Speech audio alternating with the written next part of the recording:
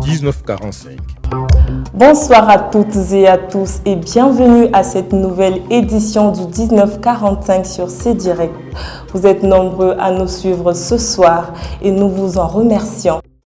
19h45. Face aux perturbations récurrentes d'eau et d'électricité dans plusieurs villes du pays, le ministre de la Communication et des Médias, Thierry Lézin Mongala, s'est exprimé lors d'un entretien avec la presse congolaise et internationale. Cet échange s'est déroulé dans le cadre de la seconde phase de la quinzaine du gouvernement. Le ministre a abordé les préoccupations des citoyens et les mesures en cours pour résoudre ces problèmes. Images et commentaires. Ce n'est pas un problème de volonté, ce n'est pas un problème de choix. C'est un problème simplement qu'il fallait avaler bouchée après bouchée. La première bouchée, c'était l'insuffisance de l'offre. J'ai dit tout à l'heure que cette question, pour l'essentiel, est aujourd'hui résolue. Surtout si on y ajoute les énergies alternatives que sont l'éolien, le solaire, la géothermie. Cette question est aujourd'hui pour l'essentiel résolue. Simplement, il se passe que quand on résout la première bouchée qu'on avale, c'est-à-dire la consistance de l'offre en production d'eau et d'électricité, on s'aperçoit que ça n'arrive pas au consommateur parce qu'au milieu, il y a des trous, au milieu, c'est défectueux, au milieu, c'est je sais pas comment, et ça n'arrive pas au bout du chemin et au bénéfice du consommateur. Je l'ai dit tout à l'heure. Et cette humilité-là, le gouvernement, derrière le président de la République, eh bien, l'endosse. Ça, c'est le premier problème. Ce n'est pas un problème de choix. Celui-là est résolu. Le second, et celui-là est le plus difficile, c'est l'image que je vous ai donnée de votre réseau à l'intérieur de votre maison. Il faut trouver là où c'est troué, il faut trouver ceci, il faut trouver cela. Nous sommes à cette phase-ci. Cette phase fait l'objet de ces accords, par exemple, avec la Banque mondiale dont on a parlé tout à l'heure. Et vient, parallèlement, parce que ces deux phases, on est en train de les conduire au même moment, la modification de la gouvernance pour rendre la gestion, la gouvernance donc des opérateurs qui sont chargés du service public de l'eau et de l'électricité plus conforme aux normes modernes. Face à ce dilemme, il est judicieux de noter qu'il ne s'agit pas qu'une simple motivation du gouvernement plutôt que d'un problème de défectuosité. Ainsi, le ministre a assuré que le gouvernement continue de s'impliquer activement dans la distribution et la construction d'une bonne gouvernance. Poursuivons avec une information concernant la rentrée scolaire au Congo. Le gouvernement a annoncé que la rentrée scolaire 2024 est prévue pour le 3 octobre sur l'ensemble du territoire congolais. Cette reprise s'annonce sous de bons auspices, marquant le retour des élèves sur le banc de l'école après une longue période de vacances. Les préparatifs sont en cours pour garantir une rentrée réussie. Marem Soda Koulibaly nous en parle. En effet, la rentrée scolaire prévue pour le 3 octobre 2024 s'annonce assez bien d'après les retours qui sont plutôt positifs de la part des marchands de fournitures scolaires malgré les difficultés financières auxquelles font face certains parents d'élèves. En effet, le manque de revenus pose souvent problème lors de l'achat des fournitures scolaires et des paiements des inscriptions scolaires, qui est un moment très redouté par les parents en raison du coût élevé des frais de scolarité et de certaines fournitures. Cependant, la rentrée scolaire suscite à la fois un moment d'excitation et d'appréhension, tant pour les élèves que pour les parents et les enseignants. Notons aussi que cette rentrée scolaire s'annonce plutôt déterminante pour les élèves en classe de terminale, avec le ministère de l'Enseignement qui a proposé une loi à l'Assemblée nationale sur la présentation d'une attestation de stage prévue pour les candidats au baccalauréat. Voilà ce qu'on peut dire à quelques semaines de la rentrée scolaire. Merci Marem. Tournons maintenant notre attention vers la République démocratique du Congo où la situation est plus préoccupante. En République démocratique du Congo, la rentrée scolaire prévue pour le 2 septembre est devenue un symbole d'espoir brisé pour de nombreux enfants déplacés dans la région du Nord Kivu face à l'incapacité des parents à financer les fournitures et uniformes scolaires. Des milliers d'enfants se voient contraints de renoncer à l'école pour une année supplémentaire, une situation qui suscite une profonde résignation parmi les familles concernées. Image Images et commentaires. En République démocratique du Congo, la date du 2 septembre marquait la rentrée scolaire. Dans le Nord Kivu, cette reprise s'est transformée en illusion pour la majorité des enfants vivant dans les camps de déplacés. La région, connue comme théâtre de combats incessants entre l'armée congolaise et les rebelles du M23, voit chaque année des milliers d'enfants privés d'un avenir éducatif. Fuyant les combats, ces familles ont tout laissé derrière elles, y compris l'espoir d'une éducation pour leurs enfants. Après avoir fui, personne n'a été capable de trouver les moyens pour que nos enfants puissent être scolarisés. Et cette situation nous fait terriblement souffrir. Nous ressentons beaucoup de regrets car nos enfants ne pourront pas encore aller à l'école cette année, tout comme l'année dernière. Cela nous fait énormément de peine. À Goma, le marché est bondé, mais il y a peu d'acheteurs. Les parents sont confrontés à une situation économique extrêmement difficile.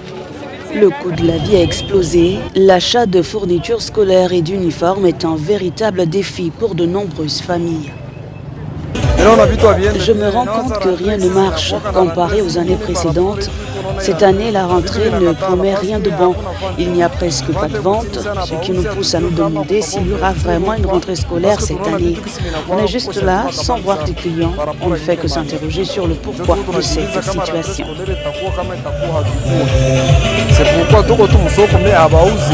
Pour ce premier jour de la rentrée, les écoles n'ont pas fait salle comble. Plusieurs élèves étaient absents, comme dans cet établissement.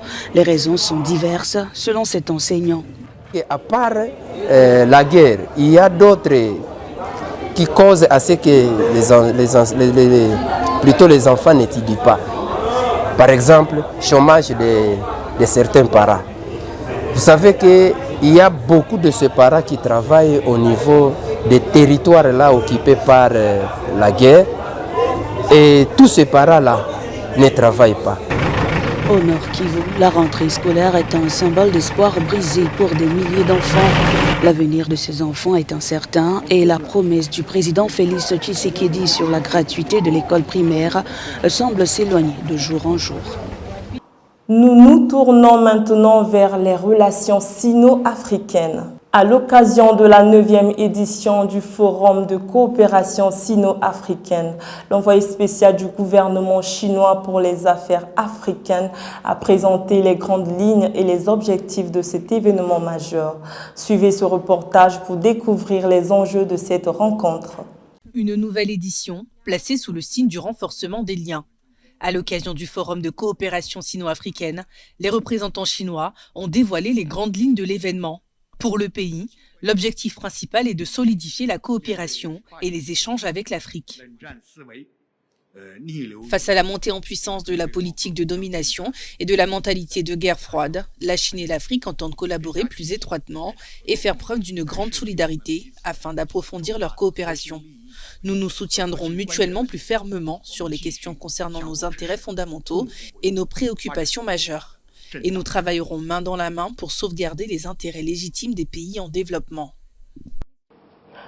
Passons maintenant à une mesure sanitaire prise au Malawi. Le Malawi a instauré le dépistage obligatoire dans ses aéroports et postes frontières.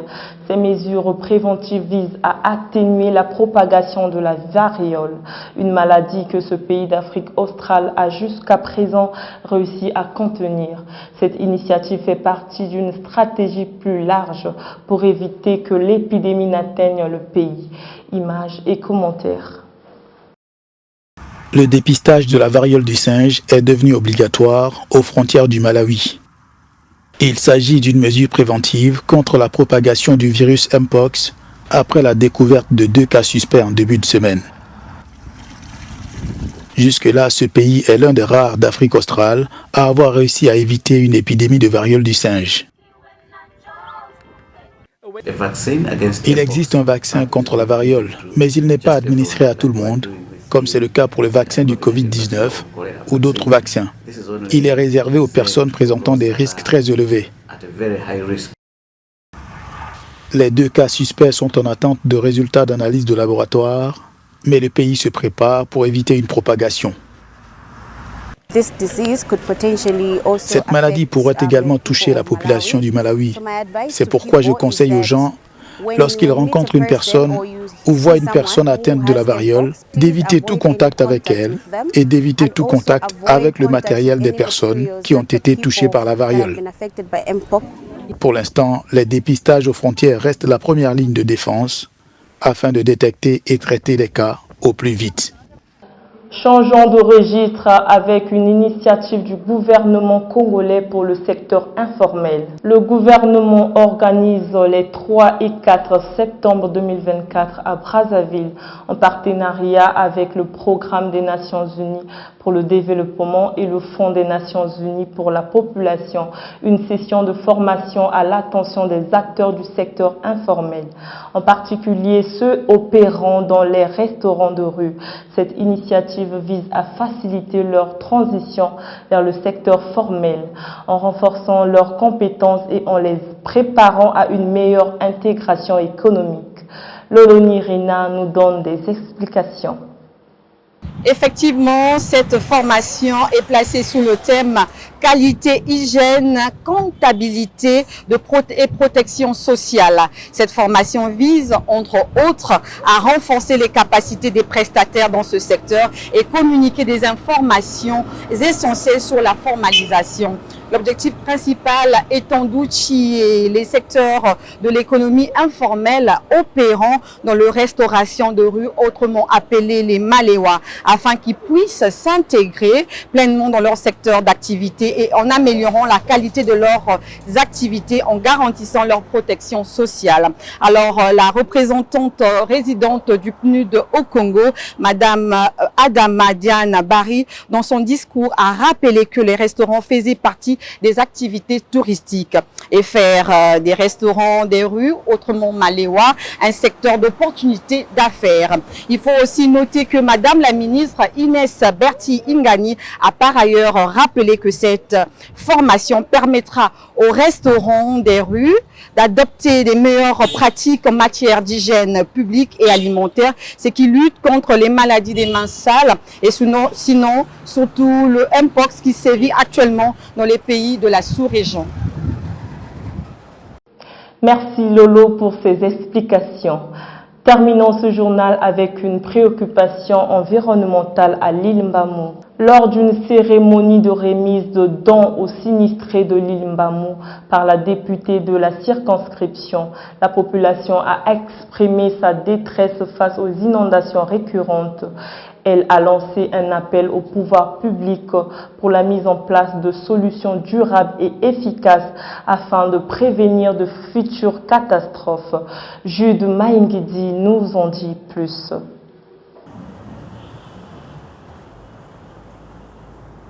Effectivement, la population de cette partie de Brazzaville a profité de la présence de son élu pour transmettre son message aux autorités publiques. Rappelons que l'île Mbamou a connu des moments sombres dans la furie des eaux pendant la saison des pluies. À l'approche de la dite saison, il est plus que nécessaire de trouver des pistes de solutions afin de faire face aux inondations. Ce qui a mené la population à proposer l'élévation des digues par des sociétés spécialisées. Répondant donc à ces mondes, la députée de la dite circonscription électorale a assuré qu'à l'Assemblée nationale, les députés des localités qui connaissent des inondations orientent leurs réflexions dans ce sens. Merci Jude pour cette analyse. C'est ainsi que se termine ce journal. Merci de nous avoir suivis. Rendez-vous demain pour une nouvelle édition. Passez une excellente soirée en compagnie de nos programmes. Bonsoir.